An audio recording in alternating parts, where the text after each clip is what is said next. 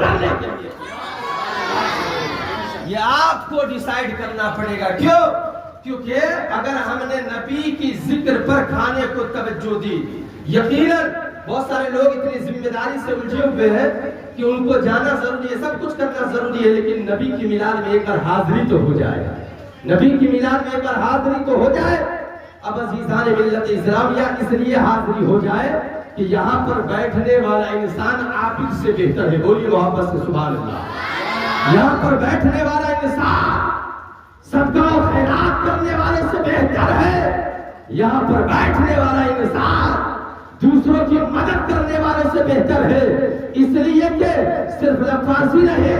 سورہ توبہ میں آیت نمبر 162 پر اللہ تبارک و تعالیٰ نے عابدون کو پہلے ذکر کیا، والتائبون کو بعد میں ذکر کیا ہے، کیونکہ اللہ کو معلوم ہے کہ سجدوں میں جا کر اللہ کی بارگاہ میں مقبول نہیں ہوا جا سکتا ہے جب تک وہ اللہ کی بارگاہ میں سچے دل سے توبہ نہ کر لے. جب تک وہ اللہ کی بارگاہ میں سچے دل سے توبہ نہ کر لے. اگر سچی توبہ کر لیا ہے تو سب عبادتوں پر وہ بھاری ہے، سب عبادتوں پر بھاری ہے.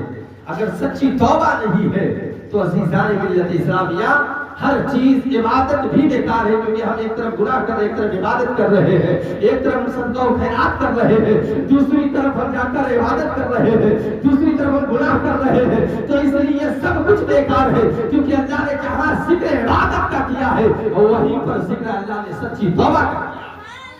ہمیں سچی توبہ کرنے کی اللہ توفیق عطا فرمائے. اب آئیے تمہیدی جھولوں کی طرف سے لوٹ کر میں اپنے عنوان سخن ٹاپک رائٹ پر تھوڑی سی نظر کشی کرنے کی کوشش کرتا ہوں. لفظ تنفر یہ ہے کہ انسان اللہ کے رسول صلی اللہ علیہ وسلم کے اس الفاظ پر عمل کرے جو آقا کریم نے مدینے کی سرزمین سے اپنے زبان سے آپ نے لوگوں کے لیے کلمات کہے. اور وہ کلمات یہ ہے کہ خیرکم من الناس، کہ تم میں بہتر انسان وہ ہے ینفع الناس، جو دوسرے انسان کا فائدہ سوچتا ہے. بولیے محبت سے سبحان اللہ.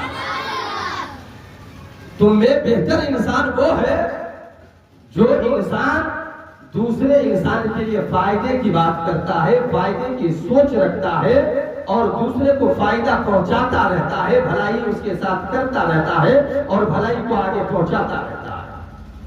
اب اس حدیث پاک